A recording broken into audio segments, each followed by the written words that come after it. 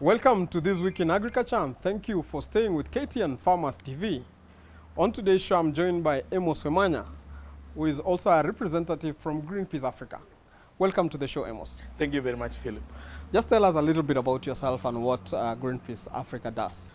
Here in Kenya, Greenpeace Africa has been working with farmers, organizing them in networks so that they can benefit from the activities that they undertake. Okay. But we also campaigning on climate crisis issues. As you all know, we are faced with a situation that needs action. There's going to be a lot of costs associated with inaction.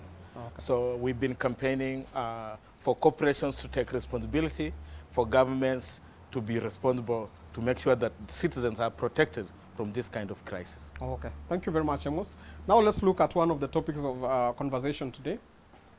The government has agreed to help clear the debt owed by sugar farmers, which currently stands at 2.6 billion shillings.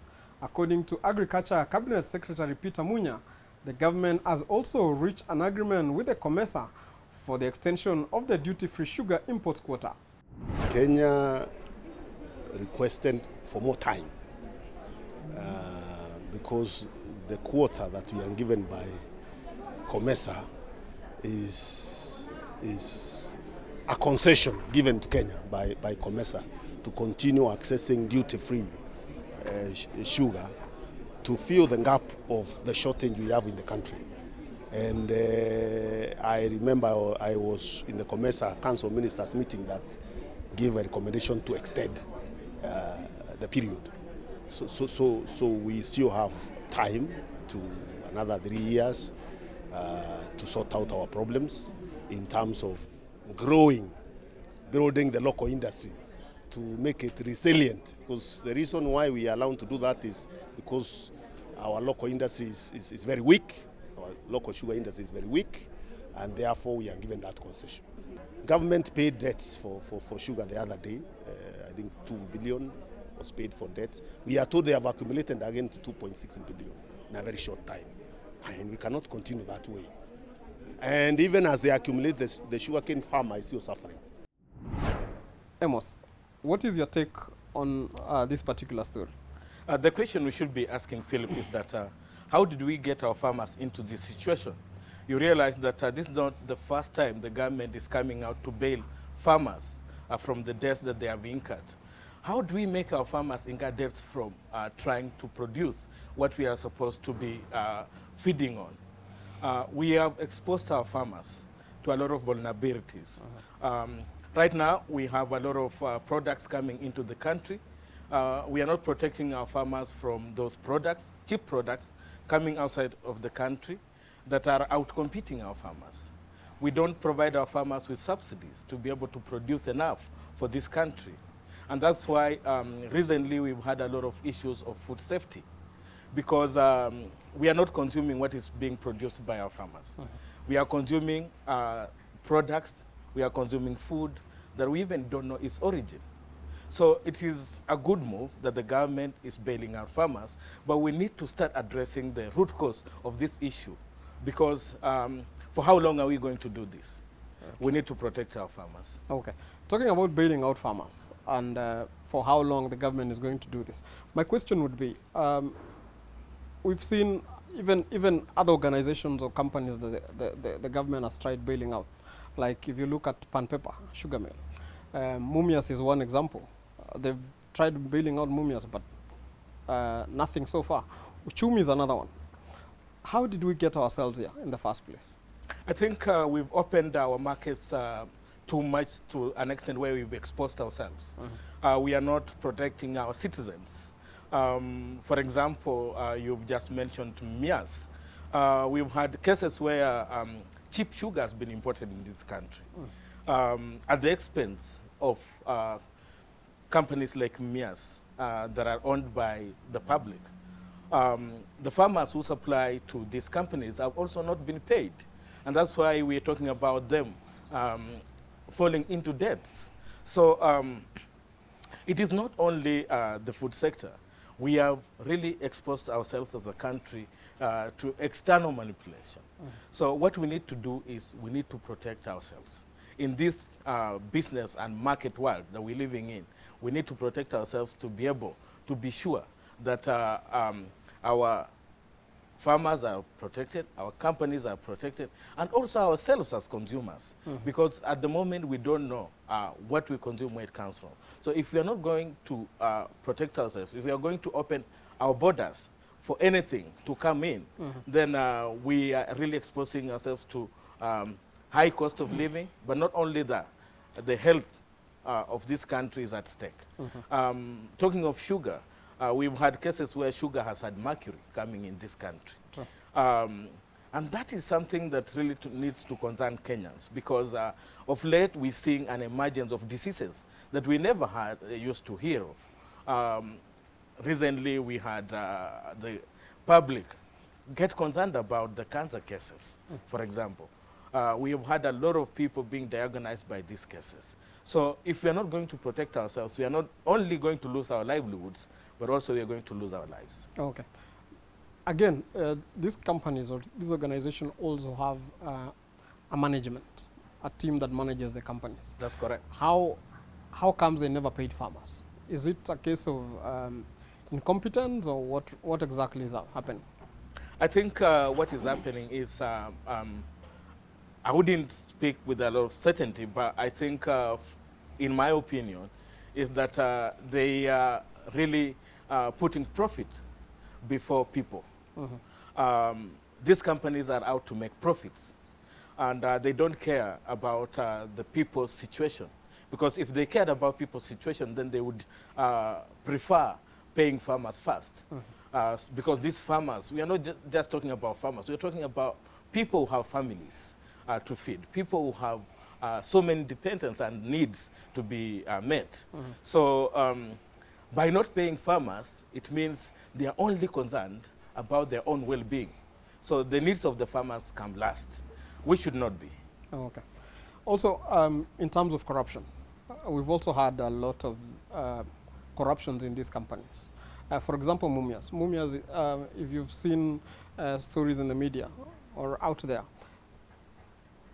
the main problem with Mumias Sugar was mismanagement and corruption.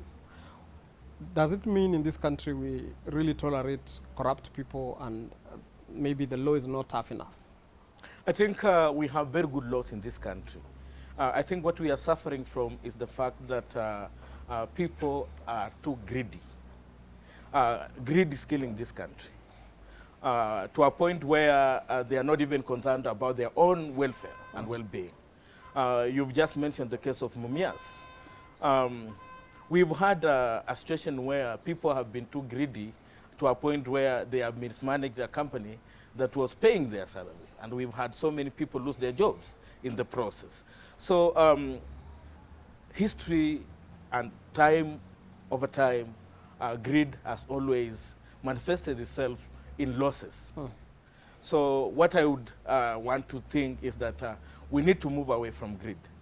We need to start rethinking what is good for us. Okay. We need to start being moral, because what greed has resulted in is huge inequalities. We have very few people owning a lot, and very many people suffering, and they lack the basic necessities. So I think the laws are there.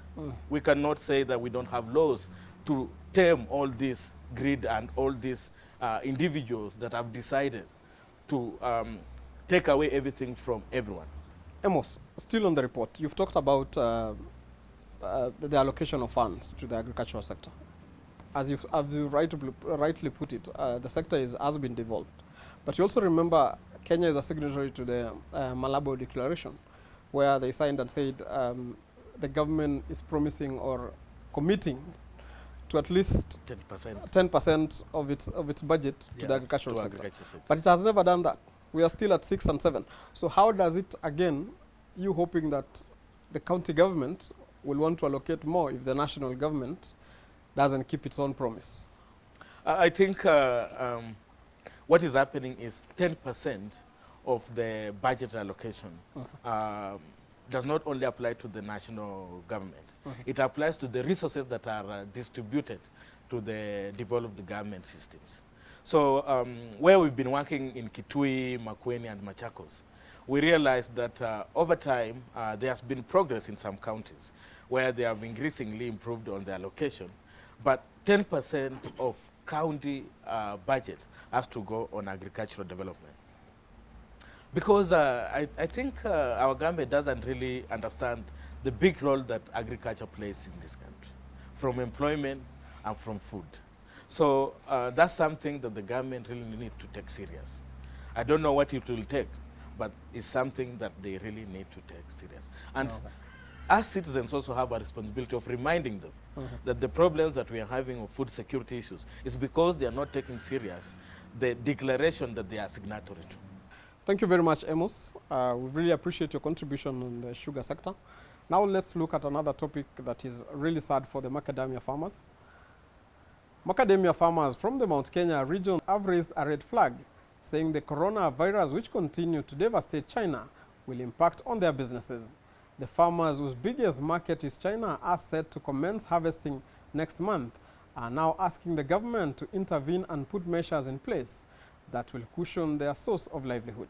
Wapea changamoto zetu, nao wakatuambia wamehakikisha ya kwamba watafuatisha, na sababu kuna CS mpya mwenye alikuja kutoka Meru, amesema ataenda kummeet na tukue tumepangiwa kila kitu, tutakuwa tunasaidiwa na serikali hata kuhusu kulipwa. Tumefikia kiwango ambacho tumekuwa sasa na wasiwasi mwingi sana, kwa kuwa makandamia yetu mengi huwa tunayauza katika nchi ya Uchina, na kwa wakati huu kila mtu anaelewa na anajua kwamba kuna magonjwa ambayo yametipuka, ugonjwa wa corona, ile tunaita coronavirus ama virusi vya corona, na tumefika kiwango ambako unaona kwamba Wachina wameambiwa na wanaulizwa na serikali zao wasiwe wanatembea nchi yetu ya Kenya. Hivyo ni kusema hata makandamia yetu hatutakuwa na nafasi ya kuyatuma kule nje. Mimi mwenyewe ndio niliwaambia makadamia inaweza kutoka shilingi 200, 250 na ikawa hivyo. Kwa hivyo hata sasa mtulie. Ile soko itakuja tuikubali. Makadamia yetu isibaki kwa shamba kama vile ilikuwa 2016. Tumezungumzia mambo ya Section 43 Crops Act 2013 ambao inazuia mkulima ajipelekee makadamia China. Tukaona wale walisukuma hii kitu na hakukuwa na public participation. Tukaambia AFA waende wakae chini na CS Mr. Peter Munya wazungumze, wajua kama hiyo Section 43 itabaki ama itaondolewa, isiwe ikitajirisha watu wachache. Amos, I don't know what you can say about this particular one. It is a shame, actually, that at the moment we are experiencing all these crises. Talk of emergence of diseases like coronavirus, we are in a climate crisis, the plastic pollution problem. The world actually is facing a lot of challenges. And we need to ask, how did we get to a situation where we have all these emerging crises every now and then? This is because I think in our quest for development, we have destroyed our life support system. Nowadays, you can't really trust the air you breathe, for example. You can't trust the water you drink, even the food you eat. To a situation where our health is at stake. And one thing that we don't realize that when we destroy these life support systems, we expose ourselves to a lot of challenges. Like right now, we're talking about farmers losing their livelihoods because of coronavirus. These issues might look unrelated, but the whole system is so interconnected. Talking about things like climate crisis, farmers have lost a lot of livelihoods because of that. So what we need to do going forward is that we need to really protect our life support systems. And how do we protect this livelihood when we only have, like for the macadamia farmers, as you've heard from them, their main source market is China? It's China. Is it that we've only focused on looking for one market, that when there's a problem in that market? It's not a question of really diversification of markets. The thing that I see here as a big problem is the situation where we have a lot of crisis happening. Right now, today is Corona. We don't know what's going to cause us to lose other markets tomorrow. Because today, Corona could be in China. You don't know what would be in Europe, for example, tomorrow, that will make us not even to take our products there. So the situation is not really diversification of markets, having markets in Europe or in America or in China. But the situation is we need to really look into the system. Because what affects one part of the system really destabilizes the whole system. So when we are talking of corona, we need to start talking about how do we maintain our system so that we don't have all these crises coming up. Because we could be talking about corona today. Climate emergency is a big thing at the moment as well. We had situations where we have extreme weather events and flights have been cancelled.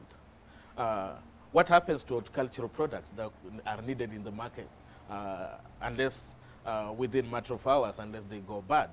So we need to start thinking about stabilizing our system. But also, locally, our people have really been exposed to a situation where there is high cost of living. People can't even afford these basics. People have lost livelihoods, for example. So we are dependent on external market because we haven't empowered our people locally to be able to provide that market. Look at Africa. We have a huge population on the continent. Why we could, if we were to tap into the potential of this continent, we would not even look outside for market. Everything that we produce within Africa can be consumed within Africa. We only need to establish that distributive channels that ensure that that is produced in West Africa, for example, is being consumed in East Africa. And that what we produce in East Africa, for example, is being consumed in South Africa. That way we become sustainable as a continent.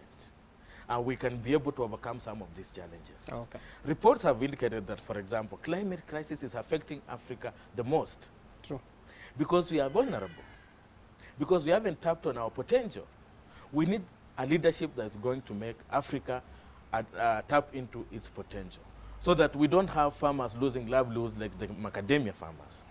We don't want to have farmers losing their livelihoods, because when you start losing livelihoods, then what is next? You're going to lose lives because people will starve to death. They won't have anything to eat. So Africa needs to rethink and tap into the potential that it has. Okay. And Africa has a huge potential. Talking of potential and consumption, we've also seen most agricultural products that we produce, the best is for export. We are left with the last grade. What does that say about us? What that says is that I think there are standards. And these standards, we want to float them locally. But when it comes to export, you can't run away from those standards. And that's why you find those products that get out of this country are of high quality. What remains is that is of low quality, because here we have a tendency of not following standardization. And that's why we have all these cases coming up, for example. People are now having diseases that we never used to have because we are being given that is fit for remain or waste. You see, because we are not following the standards. We need to standardize our systems. We need to standardize our production system. Who's supposed to make sure that that's happening? We have a government in place. They're supposed to enforce these regulations, because we are not short of regulations. We are not short of laws in this country. We have enough laws to protect us. We have enough laws to ensure that what we consume locally is safe and of quality. But those laws are not being followed.